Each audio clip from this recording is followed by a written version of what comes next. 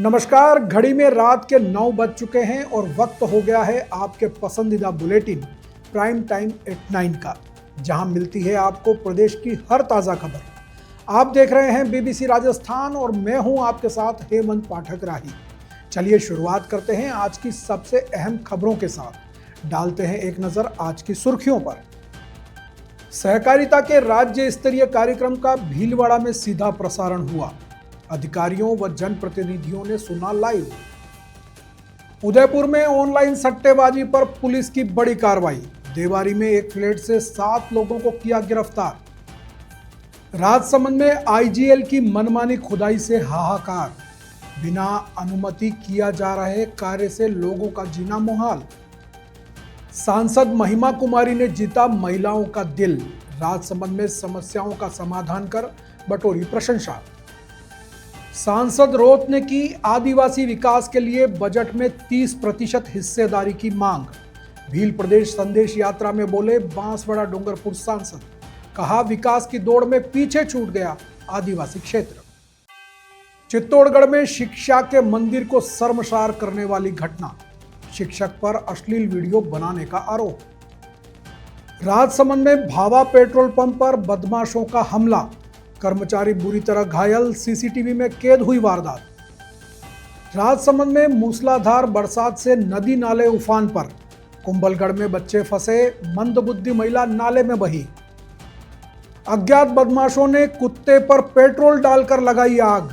उदयपुर के सौभाग्यपुरा इलाके की है घटना। राजसमंद में उड़ा ग्राम पंचायत का तालाब फूटा। स्कूल वैन पानी में फंसी। 3 बच्चे और 3 अन्य लोग भी फंसे। झाबुआ में मेवाड़ा कलाल समाज के चुनाव व शपथ ग्रहण समारोह संपन्न। बड़ी संख्या में महिला व समाज के लोग मौजूद रहे। 15 साल से मरम्मत को तरस रहा कोटा बैराज। बेबसी पर बहा रहा आंसू। हादसों को न्योता देती जर्जर रेलिंग। तो ये थी आज की बड़ी सुर्खियां। अब बढ़ते हैं खबरों की पूरी रिपोर्ट की ओर विस्तार से। केंद्रीय गृह एवं सहकारिता मंत्री अमित शाह के मुख्य आतिथ्य और मुख्यमंत्री भजनलाल शर्मा की गरिमामय उपस्थिति में जयपुर जिले के दादिया ग्राम में अंतर्राष्ट्रीय सहकारिता वर्ष 2025 के अवसर पर सहकार एवं रोजगार उत्सव का आयोजन हुआ। इस राज्य स्तरीय कार्यक्रम का लाइव प्रसारण भीलवाड़ा के नगर निगम सभागार में भी किया गया। जिला मुख्यालय से कार्यक्रम में जिला कलेक्टर जसमीत सिंह संधू, अतिरिक्त जिला कलेक्टर श्रीमती प्रतिभा देवटिया, सेंट्रल कोऑपरेटिव बैंक के प्रबंध निदेशक आलोक चौधरी, उप रजिस्ट्रार अरविंद ओझा, अतिरिक्त अधिशासी अधिकारी आशुतोष मेहता सहित विभिन्न विभागों के अधिकारीगण एवं लाभार्थी मौजूद रहे। सभी ने पूरे कार्यक्रम के दौरान उपस्थित रहकर गृह मंत्री अमित शाह व मुख्यमंत्री भजनलाल शर्मा को सुना। साथ ही सहकारिता के क्षेत्र में केंद्र व राज्य सरकार द्वारा किए जा रहे उल्लेखनीय कार्यों की जानकारी ली। इसके साथ ही आने वाले समय में सहकारिता के क्षेत्र में किए जाने वाले कार्यों को भी जाना। अधिकारियों के साथ ही बड़ी संख्या में जनप्रतिनिधि व कर्मचारी भी मौजूद रहे।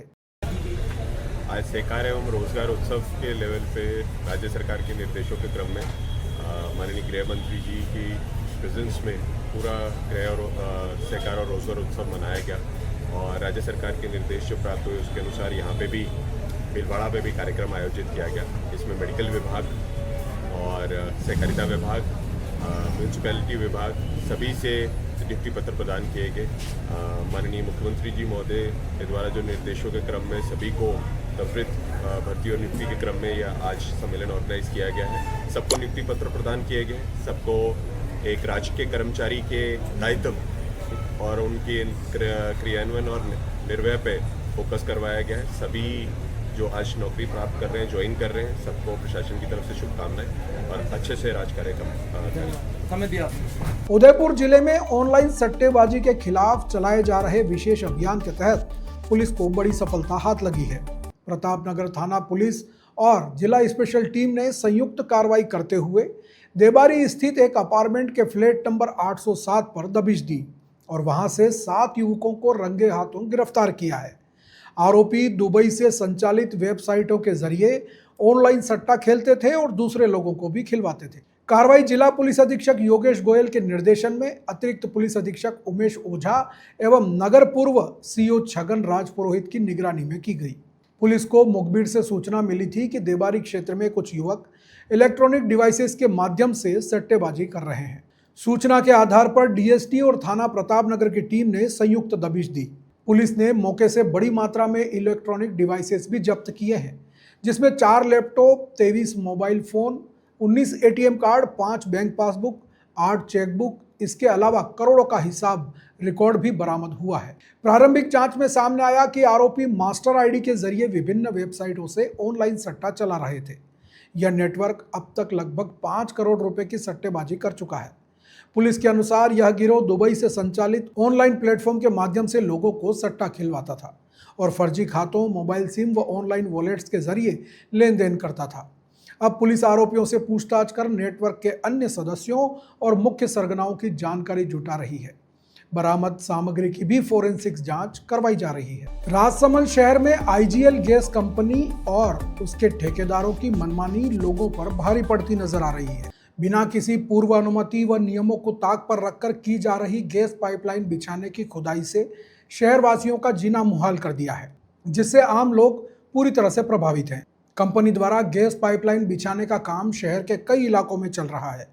स्थानीय निवासियों और व्यापारियों का आरोप है कि ठेकेदार नगर परिषद की सड़कों को अवैध तरीके से खोद रहे हैं, जिससे लोगों को भारी परेशानी का सामना करना पड़ रहा है। राजसमंद की हस्तिनापुर कॉलोनी में भी ठेकेदारों ने इसी तरह से सड़कों की खुदाई कर दी है, जिससे आवागमन बाधित हो रहा है और लोगों के जीवन पर सीधा असर पड़ रहा है। सबसे गंभीर बात यह है कि यह सारा काम बिना किसी परमिशन के किया जा रहा है। गैस एजेंसी के ठेकेदार अपनी मनमर्जी से खुदाई कर रहे हैं, जिससे न केवल सड़कें क्षतिग्रस्त हो रही हैं, बल्कि सुरक्षा को लेकर भी सवाल खड़े हो रहे हैं। राजसमंद के मुख्य बाजार में भी कई दिनों से खुदाई के बाद काम बंद पड़ा है। सड़कों पर फैली मिट्टी और अधूरे पड़े गड्ढों से दुकानदार और ग्राहक दोनों परेशान हैं। धूल मिट्टी के कारण जहां व्यापार प्रभावित हो रहा है, वहीं लोगों को चलने फिरने में भी दिक्कतें आ रही हैं। दुकानदारों का कहना है कि उन्होंने कई बार संबंधित अधिकारियों से शिकायत की है, लेकिन उनकी सुनने वाला कोई नहीं है। उनकी परेशानी जस की तस बनी हुई है। वहीं राजसमंद आयुक्त ब्रजेश राय द्वारा बताया गया है, इस संदर्भ में शिकायत प्राप्त हुई है। आईजीएल कंपनी को इसके बारे में अवगत करा दिया गया है, लेकिन अभी तक उनकी तरफ से किसी भी चीज पर संज्ञान नहीं लिया गया है। अब उनकी बैंक गारंटी जब्त करने की कार्रवाई की जाएगी।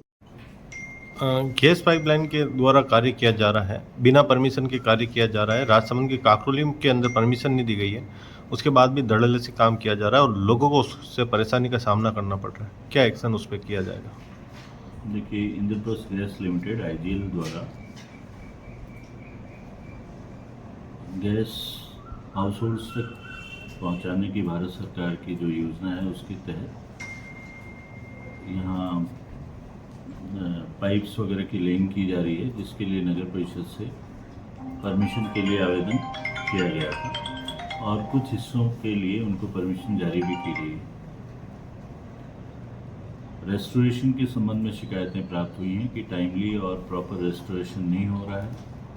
इसके लिए संवेदक को नोटिस जारी किए गए हैं, जो आईजीएल है जिन्होंने अप्लाई किया था, नोटिस जारी किए गए हैं। उसके पश्चात भी प्रॉपर वो रिस्पांस नहीं मिला है, तो अब हम उनके खिलाफ उनकी बैंक गारंटी जब्त करते हुए नगर परिषद अपने लेवल पर रेस्टोरेशन का कार्य कराने जा रही है। इस संबंध में ऑर्डर्स जारी कर दिए गए।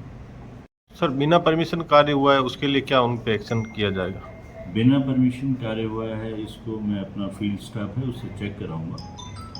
उसके पश्चात जो भी नियमानुसार एक्शन होगा वो लिया जाएगा। क्या बिना परमिशन रोड खोद सकते हैं? बिना परमिशन, आप खुद ही कह रहे हैं बिना परमिशन, परमिशन तो रिक्वायर्ड होती है। ठीक है, थैंक यू। क्या आपके नल फिटिंग वालों ने क्या किया आपके मोहल्ले में?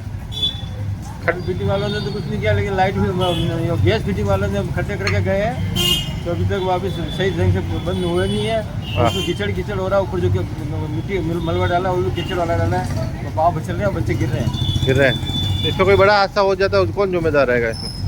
या तो गैस वाले रहेंगे या फिर प्रशासन रहेगा। प्रशासन? आपको प्रशासन अवगत कराया आपने प्रशासन को? 3 बार करा चुके हैं। 3 बार का, और अभी तक कोई भी एक्शन नहीं लिया? इसके खड्डे के लिए कोई एक्शन नहीं हुआ। नहीं लिया। नल फिटिंग के लिए जरूर वापस किया उन्होंने, हाँ, बाकी खड्डे तो ऐसे है जैसे ही है। जैसे है तो नियमों का अवहेलन किया जा रहा है आप। इनके जो नियम है उन हिसाब से ये काम नहीं कर रहे हैं। जहाँ 2-2 किलोमीटर काम करना था उसकी जगह पूरे शहर को खोद के रख रखा है और पूरी कॉलोनी को बिगाड़ रखा है। राजसमंद सांसद महिमा कुमारी मेवाड़ ने अपनी संवेदनशीलता से एक बार फिर जनता का दिल जीत लिया। राजसमंद जिला कलेक्ट्रेट परिसर के सामने निर्मल ग्राम पंचायत एमडी की कुछ महिलाएं अपनी मांगों को लेकर विरोध प्रदर्शन कर रही थी। उनकी मुख्य शिकायत यह थी कि नरेगा के तहत उनके जॉब कार्ड नहीं बनाए जा रहे हैं और उन्हें रोजगार नहीं मिल रहा है। महिलाओं के विरोध प्रदर्शन की जानकारी मिलने पर सांसद महिमा कुमारी मेवाड़ मौके पर पहुंची। उन्होंने प्रदर्शन कर रही महिलाओं से सीधे बातचीत की और उनकी समस्याओं को ध्यानपूर्वक सुना। महिलाओं ने अपनी परेशानी विस्तार से बताई, जिसके बाद सांसद ने उन्हें धैर्यपूर्वक सुना और उन्हें आश्वस्त किया कि उनकी समस्या का समाधान किया जाएगा। सांसद महिमा कुमारी मेवाड़ ने तुरंत संबंधित अधिकारियों से इस विषय पर बात की और महिलाओं की मांगों को पूरा करने के लिए आवश्यक दिशा निर्देश दिए। उनकी पहल और सक्रियता से महिलाएं संतुष्ट हुई, जिससे उनके चेहरों पर खुशी लौट आई। कुछ देर पहले जहां एमडी ग्राम पंचायत प्रशासन के खिलाफ हाय हाय के नारे लगा रहे थे, वहीं सांसद महिमा कुमारी द्वारा हस्तक्षेप और उनकी समस्या के समाधान के बाद महिलाओं ने सांसद जिंदाबाद के नारे लगाए। एक बार मैं अभी राजसमंद जिला कलेक्ट्रेट हम सभी ग्रामवासी महिला संगठन के साथ पहुंचे हैं। इनकी एक समस्या थी कि नरेगा में इनको कार्य नहीं दिया जाता है। ग्राम पंचायत द्वारा आज ये लोग इतने परेशान हैं कि कोई जाता है तो उनको काम नहीं देते हैं, नरेगा में नाम नहीं लिखा जाता है, ग्राम पंचायत के ताले लगे हुए मिलते हैं। ग्राम पंचायत द्वारा गाँव में न साफ सफाई है, न रोड लाइट है, न कोई किसी तरह की समस्या का समाधान होता है। बारिश के पानी निकासी है तो इतनी समस्या आ रही है, खेतों में गाँव का गंदा पानी जाके भर गया है और फसलें पूरी तरह से बर्बाद हो गई। तो अब ये लोग सार्वजनिक रूप से नरेगा से एक मजदूरी के लिए हम यहाँ आए हैं और कलेक्टर साहब से निवेदन करने आए थे और अपने मेवाड़ महिमा कुमारी जी सांसद महोदया का बहुत बहुत धन्यवाद और आभार पूरा समस्त ग्रामवासी नौगामा की तरफ से करते हैं कि इन्होंने हमारी एक की आवाज़ आकर तुरंत सुनी और यह भी हाथों हाथ संबंधित अधिकारियों को निर्देश दिए कि इन लोगों को मिस्ट्रोल जारी करके इनको नरेगा मजदूरी पर लगाया जाए। तो इन्होंने हाथों हाथ मिस्ट्रोल जारी करने का कल के लिए आश्वासन बोला है, 1-2 दिन में इनका मिस्ट्रोल जारी करवाएंगे। सांसद महोदय जी से हमने पूर्ण आग्रह कर रहे हैं कि एक बार जरूर हमारे गांव नौगामा में पधारें। ये निर्मल ग्राम पंचायत नहीं है, अब ये निर्मल का नाम रहा है, निर्मल नहीं मल पंचायत है। नी हट गया इस शब्द से, निर्मल होता है उसमें नी हट गया, मल पंचायत है। इस मल पंचायत द्वारा न रोड लाइट है, न साफ सफाई है, न काम है, न कोई सुनने वाला है। अभी सांसद कुमारी द्वारा किस तरह? सांसद कुमारी महिमा जी द्वारा बहुत ही अच्छा आश्वासन दिया कि हम एक बार जरूर नौगामा गाँव में पधारेंगे और हमारी समस्या सुनेंगे। ऐसे प्रतिनिधित्व की हमें बहुत जरूरत है जो हमारी बात सुने, जनता की बात सुने, गरीब से गरीब आदमी की बात महिमा कुमारी जी मेवाड़ ने सुनी और हमारी समस्या का हाथों हाथ समाधान कर लिया। इसके लिए पूरे ग्रामवासी नौगामा महिला संगठन की तरफ से बहुत बहुत धन्यवाद, आभार, बहुत बहुत आभार। माँ काम ले लिया है और सांसद मैडम आई, मेरे बराबर मैंने सलाह की हमारे महिला से और आके हमारे तुरंत हमारे काम की जारी की। सांसद महोदय आपने कई आश्वासन दे दो, अधिकारियों बात करवाई? अधिकारी बात नहीं कराई, वरना खुद क्यों फोन करें लगे क्यों मुकाम दे अधिकारी फोन करें बात करवाई। हाँ, तो कई कहना चाह रहे हो सांसद महोदय वास्ते, आप कई कहना चाह रहे हो? यूँ कहना चाहिए रहा, बड़ा धन्यवाद धन्यवाद धन्यवाद। आपकी समस्या होनी जनता होनी, हाँ मानो राम राम की दो और आई मानी समस्या होनी ठीक और मानो बात की दी और मारा काम ले लिए बड़ा ने फोन करी माने क्यों था काम बन जाए था बनाने कहीं क्यों निमंत्रण दीदो गांव में आवा वास्ते? काम में आवा तो गांव में आवर वास्ते दीदो माने पधारनो। अच्छा हाँ, तो अब सांसद महोदय खुश हो आप? हाँ खुश और एक बार माने बेटा आओ माने गांव में आनो आवेगी तो आओ मां बना व्यवस्था, मां बना यो करा व्यवस्था करा, स्वागत करा और आओ जरूरी। ठीक। बांसवाड़ा डूंगरपुर लोकसभा क्षेत्र के सांसद राजकुमार रोत ने राजस्थान सहित मध्य प्रदेश, गुजरात और महाराष्ट्र की सरकारों से आदिवासी समाज के लिए ठोस और प्रभावी कदम उठाने की अपील की है। उन्होंने कहा कि यदि राज्य सरकारें वास्तव में आदिवासी समाज का समग्र विकास करना चाहती हैं, तो उन्हें अपने राज्य के कुल बजट का कम से कम 30% हिस्सा आदिवासी क्षेत्रों के लिए सुनिश्चित करना चाहिए। यह मांग उन्होंने मानगढ़ धाम पर आयोजित भील प्रदेश संदेश यात्रा के समापन अवसर पर कही। सांसद राजकुमार रोत ने कहा कि आज भी आदिवासी क्षेत्र बुनियादी सुविधाओं से वंचित है। शिक्षा, स्वास्थ्य, रोजगार और बुनियादी ढांचे के क्षेत्र में यहाँ गंभीर कमी है। बजट में उपेक्षा के कारण आदिवासी समाज गरीबी और पिछड़ेपन से जूझ रहा है। सांसद राजकुमार रोत ने आरोप लगाया कि जब आदिवासी समाज के लोग भील प्रदेश की मांग करते हैं तो सरकारों को पेट में मरोड़ उठने लगते हैं। उन्होंने कहा कि यह केवल एक राजनीतिक मुद्दा नहीं बल्कि क्षेत्रीय असमानता और ऐतिहासिक उपेक्षा का परिणाम है। उन्होंने कहा कि आज भील प्रदेश की मांग को जिस तरीके से जन समर्थन मिल रहा है उससे यह स्पष्ट है कि लोगों में अपने अधिकारों को लेकर जागरूकता बढ़ी है और अब वे अपना हक लेकर रहेंगे।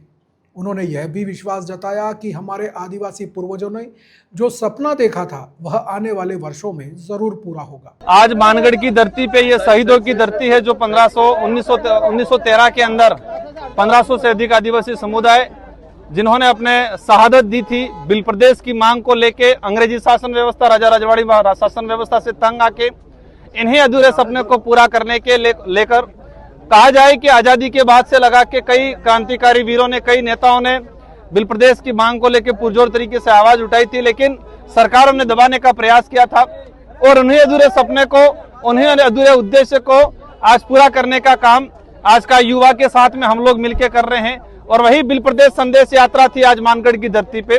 मैं आपके चैनल के माध्यम से उन नेताओं को कहना चाहता हूं जो नेता भील प्रदेश की बुराई करते हैं या भील प्रदेश की मांग को गलत ठहराते हैं, नाजायज ठहराते हैं। आपको सोचना चाहिए कि क्षेत्र का आम युवा इस मांग को लेके क्यों लालायित है, मतलब उस मांग को लेके, नए राज्य को लेके जिस तरह से जो जुनून है, आपको समझना अगर इन सरकारों ने इस आदिवासी बाहुल्य क्षेत्र को 4 राज्यों में, परिणाम ये है कि आज सबसे कुपोषित इलाका ये, अशिक्षा की दृष्टि से पिछड़ा, स्वास्थ्य की दृष्टि से पिछड़ा, यही चारों राज्यों का सबसे पिछड़ा हुआ इलाका हर दृष्टि से ये इलाका है। अगर ये 4 राज्यों में नहीं बंटता तो आज ये इस क्षेत्र का बाहुल्य क्षेत्र आज पिछड़ा इलाका नहीं माना जाता। और ये सरकारों से मेरा यही अनुरोध है और नेताओं से अनुरोध है कि जिन नेताओं को भील प्रदेश की मांग को लेके पेट में मरोड़े पड़ रहे हैं, उनको नाजायज लग रही है, तो आप अभी जो बजट आ रहा है सेशन, चारों राज्यों की राज्य सरकार बजट पेश कर रही है, अगर आपको इस क्षेत्र के साथ हमदर्दी है तो आपके राज्य का टोटल बजट का 30% बजट ट्राइबल इलाके के शिक्षा और स्वास्थ्य पे लगाए तो हम मानेंगे आपको इस इलाके से प्यार है, आदिवासी समुदाय के प्रति आपके अंदर भावना है।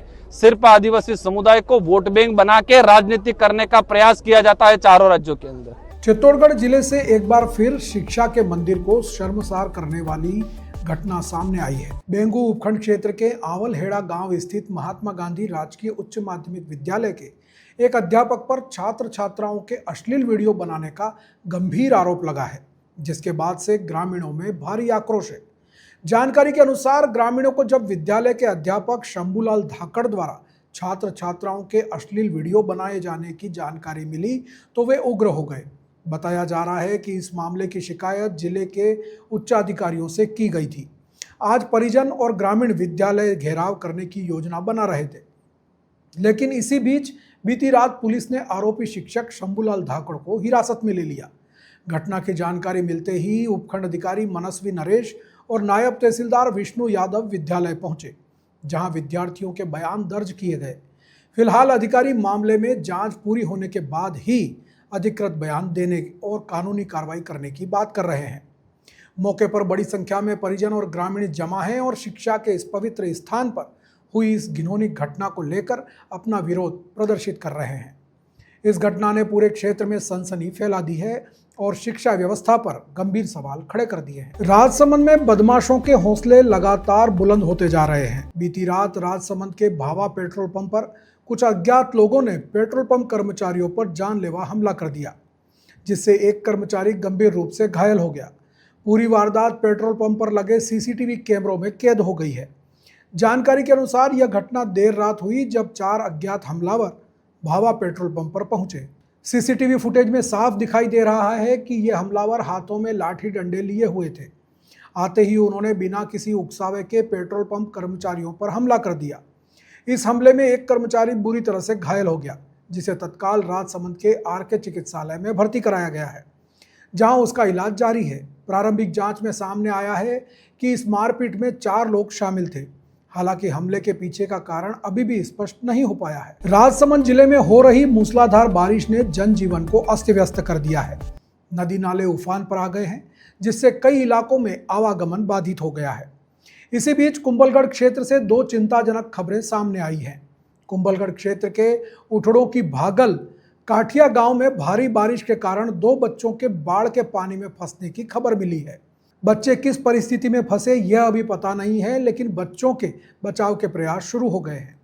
दूसरी ओर वेरों का मठ से परशुराम महादेव जाने वाले रास्ते पर बने पुल के पास ही एक और घटना हुई। यहाँ एक मंदबुद्धि महिला के बरसाती नाले में बह जाने की सूचना मिली है। बताया जा रहा है कि यह नाला आगे वेरों का मठ कुंड पर जाता है, जिससे महिला के बह जाने की आशंका और भी बढ़ गई है। इन दोनों घटनाओं की सूचना मिलते ही कुंभलगढ़ थानाधिकारी और रेस्क्यू टीम तत्काल मौके पर जाने के लिए रवाना हो चुकी है।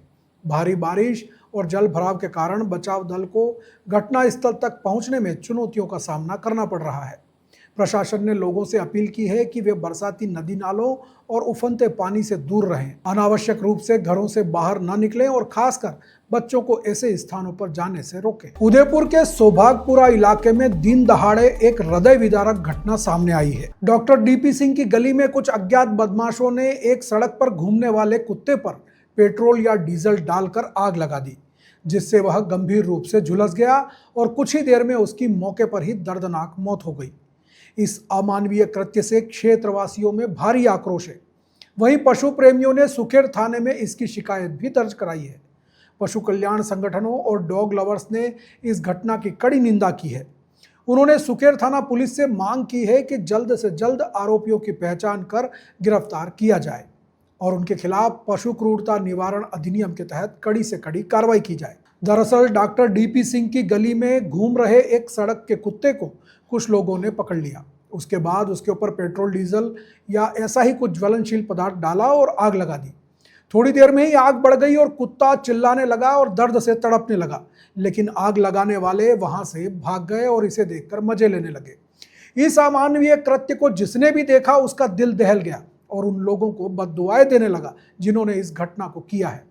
अब इस मामले में आगे क्या कार्रवाई होती है यह देखना होगा। राजसमंद जिले से इस वक्त की बेहद चिंताजनक खबर सामने आ रही है। उड़ा ग्राम पंचायत का तालाब अचानक फूट गया, जिसके कारण पानी का तेज बहाव एक स्कूल वैन को बहा ले गया। इस वैन में 3 बच्चे और 3 अन्य लोग फंसे हुए हैं, जो पिछले करीब 1 घंटे से अंदर फंसे बताए जा रहे हैं। यह घटना राजसमंद के केलवाड़ा कचौली मार्ग पर स्थित एक निजी स्कूल से जुड़ी बताई जा रही है। तालाब का पानी तेजी से निचले इलाकों में फैल रहा है, जिससे स्थिति गंभीर हो गई है। सूचना मिलते ही एनडीआरएफ और स्थानीय रेस्क्यू टीमें तत्काल मौके पर पहुंच गई।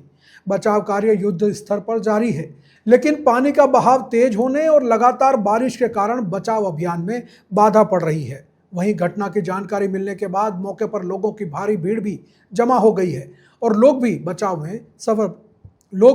में सहयोग कर रहे हैं। मध्य प्रदेश के झाबुआ जिले में मेवाड़ा कलाल समाज के चुनाव के बाद शपथ ग्रहण समारोह का आयोजन किया गया। समाज की महिलाओं सहित बड़ी संख्या में समाजजन मौजूद रहे। अहमदाबाद, बड़ौदा, बारिया, धार, उज्जैन जैसे दूरस्थ क्षेत्रों से भी समाजजन इस कार्यक्रम में शामिल हुए।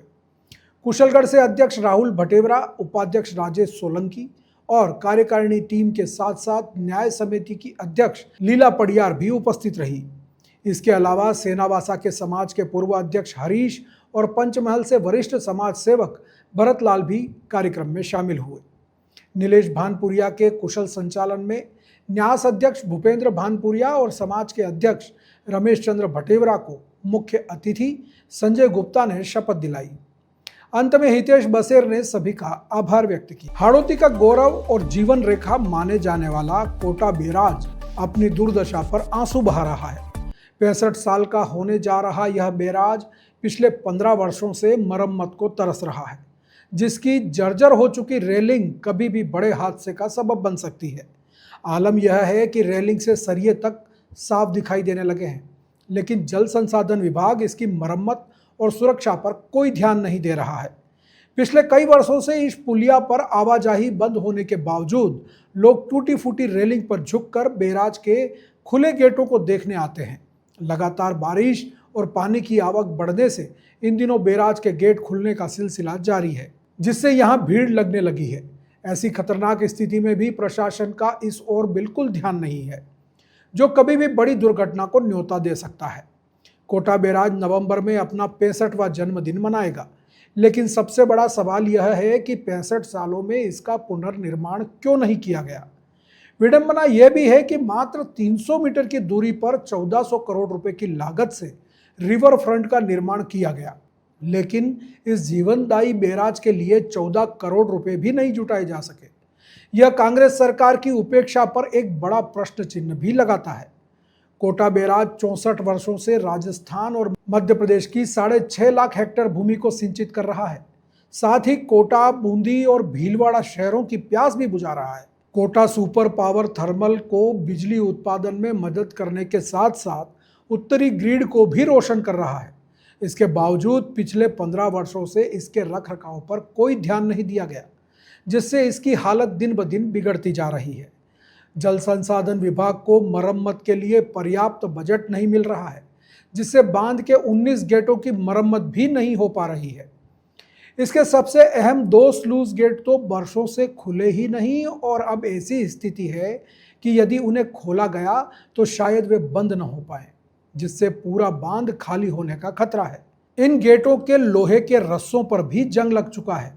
चंबल परियोजना के तहत गांधी सागर, जवाहर सागर और राणा प्रताप सागर बांध के बाद वर्ष 1954 में कोटा बैराज का निर्माण शुरू हुआ था।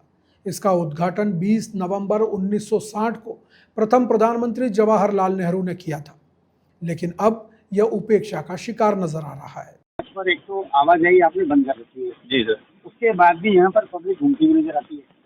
सर हमारे पास एक जो हमने कॉन्ट्रैक्टर की तरफ से एक गार्ड रखा हुआ है गेट पर, उसके बार बार मना करने के बाद भी उससे लड़ाई को आतुर हो जाते हैं लोग, और हमने गेट पे अभी वेल्डिंग करा के उसको बंद भी कर दिया है परमानेंट। उसके बाद भी लोग दीवार कूद कर यहाँ पर प्रवेश कर रहे हैं, और बार बार हम जैसे ही ज़्यादा भीड़ होती है पुलिस कंट्रोल रूम में सूचना देते हैं तो वहाँ से गाड़ी आती है पुलिस की और पब्लिक को हटा के जाती है यहाँ से। दूसरी बात ये जानना चाहता है, पुल का निर्माण जो है 1960 में हुआ था जी। तो 1960 में होने के बाद भी अभी तक जो रेलिंग है इस पे सरिये तक निकल चुके हैं, जर्जर हो रही है पूरी की पूरी दीवार।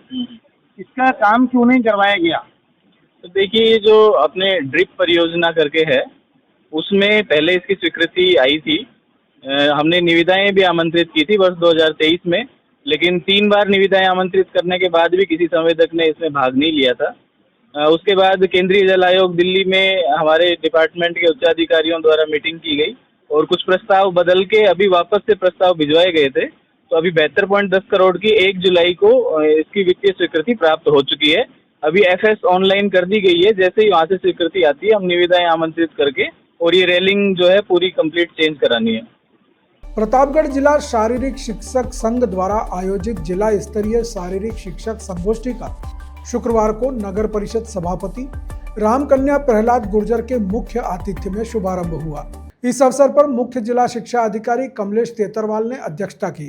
कार्यक्रम में विशिष्ट अतिथि के रूप में जिला शिक्षा अधिकारी प्रारंभिक राम प्रसाद चर्मकार, जिला शारीरिक संघ अध्यक्ष कैलाश मीणा, जिला शारीरिक शिक्षक संघ अध्यक्ष प्रारंभिक शिक्षा मुकेश सोनी, जिला खेल प्रभारी महेश सिंह जड़ावत और जिला कार्यकारिणी के अध्यक्ष अंबालाल मीणा उपस्थित रहे। जिला शारीरिक शिक्षक संघ के सचिव राजू खान पठान ने बताया कि शारीरिक शिक्षकों ने सभी अतिथियों का माल्यार्पण, साफा और उपरना ओढ़ाकर भव्य स्वागत किया। इसके बाद उद्घाटन सत्र में कई पत्रवाचन हुए और शारीरिक शिक्षकों की विभिन्न समस्याओं पर मंथन किया गया। साथ ही शिक्षा अधिकारियों को शारीरिक शिक्षकों के काम में आने वाली दिक्कतों के बारे में भी बताया गया। आयोजन के दौरान बड़ी संख्या में जिले के शारीरिक शिक्षक और संगठन से जुड़े लोग मौजूद रहे। राजसमंद जिले के कुंभलगढ़ क्षेत्र में हो रही मूसलाधार बारिश ने आम जनजीवन को बुरी तरह प्रभावित कर दिया है। इसी का एक चिंताजनक दृश्य सीताफल की भागल कनुजा गांव से सामने आया, जहां अत्यधिक बारिश के कारण ग्रामीणों को अपने बच्चों को रस्सी के सहारे एक स्थान से दूसरे स्थान पर ले जाने के लिए मजबूर होना पड़ा। इस घटना का वीडियो सोशल मीडिया पर तेजी से वायरल हो रहा है, जो क्षेत्र में आवागमन की गंभीर समस्या को उजागर करता है। वायरल वीडियो में साफ देखा जा सकता है कि बारिश के पानी से उफनते नाले को पार करने के लिए ग्रामीण जान जोखिम में डालकर बच्चों को एक छोर से दूसरे छोर तक रस्सी की मदद से खींचकर ले जा रहे हैं। यह दृश्य क्षेत्र में सुरक्षित बुनियादी ढांचे की कमी और ग्रामीणों को हर साल मानसून में झेलने वाली दिक्कतों की तस्वीर प्रस्तुत करता है। स्थानीय ग्रामीणों का कहना है कि बरसात के मौसम में यह क्षेत्र पूरी तरह से कट जाता है और लोगों को आवागमन में भारी परेशानियों का सामना करना पड़ता है। सुरक्षित पुल या पक्की सड़क न होने के कारण उन्हें ऐसे खतरनाक तरीकों का सहारा लेना पड़ता है जिसमें जान का जोखिम बना रहता है। यह विशेष रूप से बच्चों के लिए खतरनाक है जिन्हें स्कूल या अन्य स्थानों पर जाने के लिए ऐसी परिस्थितियों का सामना करना पड़ता है। इस घटना ने स्थानीय प्रशासन और जनप्रतिनिधियों की कार्यप्रणाली पर भी सवाल खड़े कर दिए हैं। ग्रामीणों ने प्रशासन से मांग की है कि वे इस समस्या का स्थायी समाधान करें और मानसून के दौरान सुरक्षित आवागमन के लिए आवश्यक पुलिया या सड़कों का निर्माण करवाएं, ताकि हर साल उन्हें और उनके बच्चों को जान जोखिम में डालकर नाले पार न करने पड़े। बीकानेर के मुक्ता प्रसाद थाना क्षेत्र में हुए बुजुर्ग दंपत्ति हत्याकांड का पुलिस ने पर्दाफाश कर दिया है। पुलिस अधीक्षक कावेंद्र सिंह सागर ने बताया कि इस मामले में पुलिस ने 3 आरोपियों को गिरफ्तार किया है। गिरफ्तार किए गए आरोपियों में बीकानेर निवासी अरुण ओझा, गाजियाबाद निवासी रोहित बंसल और प्रिया सिसोदिया शामिल हैं। हत्याकांड में शामिल कर्मवीर और प्रियांशु की तलाश जारी है। एसपी कावेंद्र सिंह सागर ने बताया कि मुख्य षड्यंत्रकर्ता अरुण ओझा और उसकी पत्नी प्रियंका थे, जो मृतक दंपति के मकान में किराएदार के तौर पर रहते थे। प्रियंका के माता पिता का भी यहां आना जाना था। इन आरोपियों ने षड्यंत्र रचकर 13 जुलाई की रात को वृद्ध दंपति को अकेला पाकर घर में घुसकर गला दबाकर हत्या कर दी। इसके बाद वे मकान में रखे जेवरात और नकदी लेकर फरार हो गए। अतिरिक्त पुलिस अधीक्षक सौरभ तिवारी ने बताया कि हत्या के समय आरोपियों ने टीवी की आवाज़ तेज कर दी थी ताकि मृतकों की चीखें बाहर न जा सके। 15 जुलाई को जब घर से बदबू आने लगी तो लोगों ने पुलिस को सूचना दी, जिसके बाद इस दोहरे हत्याकांड का खुलासा हुआ। एसपी कावेंद्र सिंह सागर ने मामले के खुलासे के लिए 60 टीमों का गठन किया था, जिन्होंने अलग अलग जगहों पर दबिश दी। पुलिस ने अरुण ओझा को हिरासत में लेकर पूछताछ की और कड़ी से कड़ी जोड़ते हुए अन्य आरोपियों तक भी पहुंच गई। क्या कार्रवाई? देखिए, एक यहाँ पे डबल मर्डर का इंसिडेंट मुक्ता प्रसाद नगर एरिया में हुआ था। 15 तारीख को पुलिस को उसके बारे में सूचना मिली थी। सूचना मिलने के बाद ही हमारी सारी टीमें कड़ी मेहनत में लग गई और कड़ी से कड़ी जोड़ के आज हमने 3 लोगों को इस वारदात में अरेस्ट किया है। इनमें से एक अरुण नाम का व्यक्ति है जो कि नया शहर का ही रहने वाला है यहीं का। इसके अलावा एक प्रिया नाम की महिला है जो कि गाजियाबाद यूपी के रहने वाली है, और एक और व्यक्ति रोहित है जो कि यूपी का और गाजियाबाद का ही रहने वाला है। इसमें 2 और लोग इस पूरे षड्यंत्र में शामिल थे, उनको भी हम लोग अरेस्ट करने की कोशिश कर रहे हैं। और इन हत्या के पीछे इनका जो उद्देश्य था वो लूट करने का था, और हत्या करने के बाद कुछ गहने और कुछ पैसे यहाँ से लेके भाग गए। लगभग कितना सोना? लगभग 25-30 तोले सोना और 25-30 हज़ार रुपये पैसे यहाँ से लेके चले। तो ये थी आज की बड़ी खबरें। राज्य की हर छोटी बड़ी हलचल को जानने के लिए जुड़िए हमारे साथ हर रात 9 बजे BBC राजस्थान प्राइम टाइम 8-9 पर। अगर आप भी अपने क्षेत्र, संस्था, समाज या संगठन की खबरें हमारे साथ साझा करना चाहते हैं तो हमसे संपर्क करें 9414102499 पर। और राजस्थान की हर ताज़ा जानकारी के लिए फॉलो करें और सब्सक्राइब करें हमारे इंस्टाग्राम और यूट्यूब चैनल BBC राजस्थान को। नमस्कार।